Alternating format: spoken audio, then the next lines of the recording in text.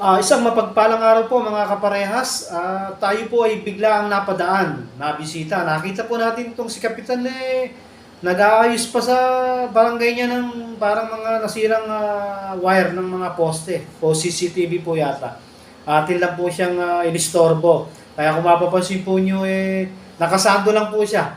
Kaya sabi ko, wag na siya magbihis at biglaan lang naman po itong aming panayam sa kanya. Kapitan, good morning po. Chris Castro po ng Parehas News. Pasensya ka na po sa abala.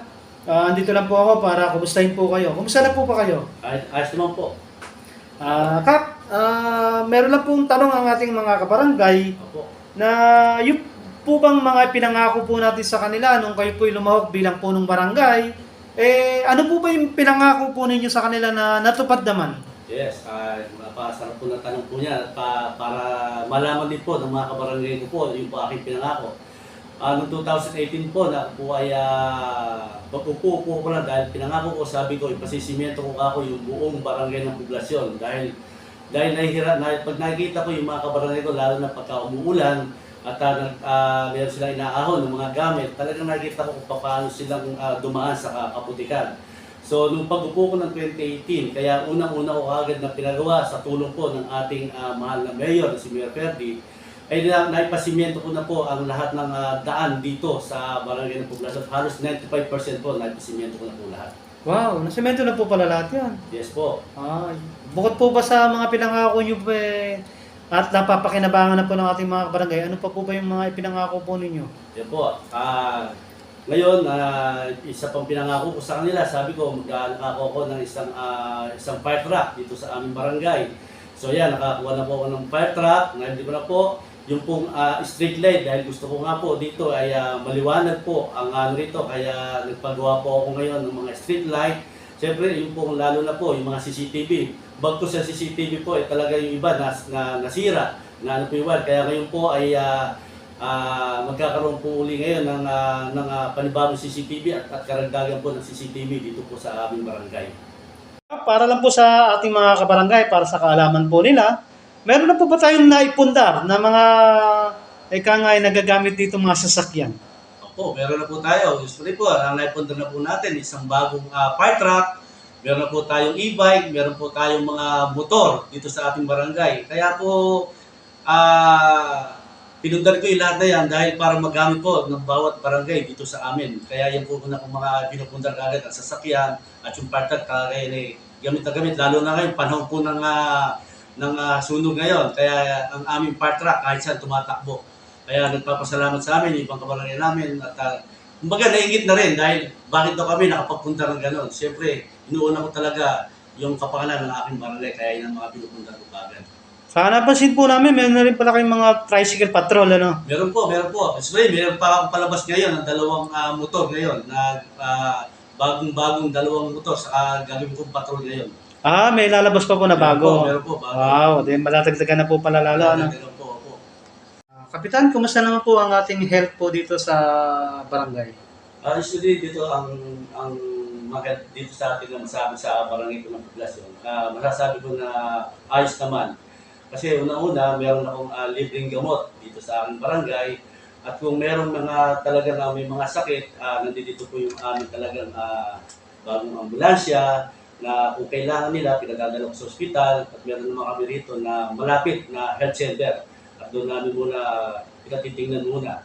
So bago namin dalhin kung saan namin sa pwedeng dalhin. Kaya masasabi ko rito, ang pagka lahat ng mga may sakit dito, so punta sa amin at kung kailangan talaga ng servisyo namin, talagang 100% ibinibigay namin sa kanila.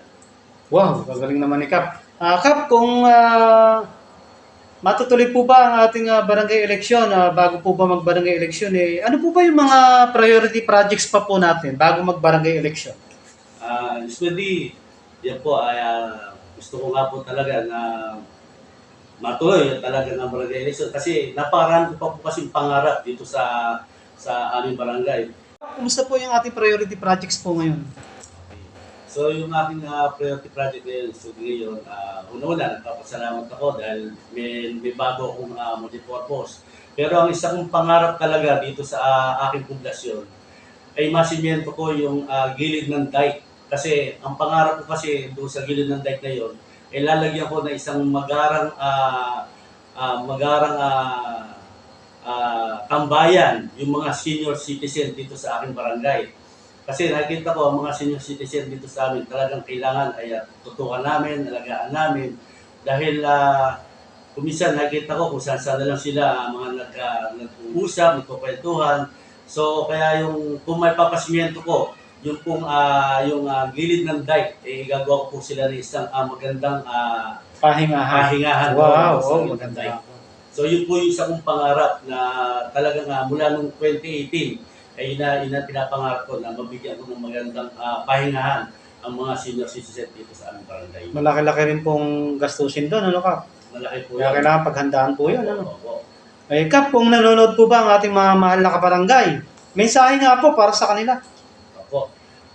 Para sa aking ka-barangay, dito po sa barangay ng Poblasyon, sabi ko nga po, pag ako nagsasalita, hindi naman ako perfectong tao na kaya sabi ko sa ibang mga kagawad ko na kung ano yung lahat ng mga kailangan ng bawat kabarangay natin dito, sabihin nyo lang upang may paayos at may pagawa natin dito sa ating barangay. Kasi hindi pwede tayo nasa politika lang na natin, dapat kao dito maging transparent tayo, ipakita natin yung pagmamahal natin sa ating kabarangay na hindi lang kung tayo nakaupo ay gano'n. Kahit hanggang sa hindi tayo nakaupo, kailangan magtrabaho tayo, ipakita natin yung pagmamahal natin sa ating kabarangay dahil sila ang nagbigay sa atin na kung nasaan tayo ngayon at sila rin naman ang magtatanggap sa atin. Kaya sabi ko nga, ang pagmamahal sa isang kapwa, pagmamahal sa isang barangay, at pag pakita mo sa ating kabarangay, ay sigurado susuklayan ka ng isang maganda at mapayapang buhay para sa ating kabarangay. Wow, napaganda ng mensahe ng ating punong barangay ng poblasyon. Kap, ito po ang huling tanong ko po sa iyo, bagaman ito nakakabigla, pero alam ko naman po kung kayang-kaya mong sagutin to.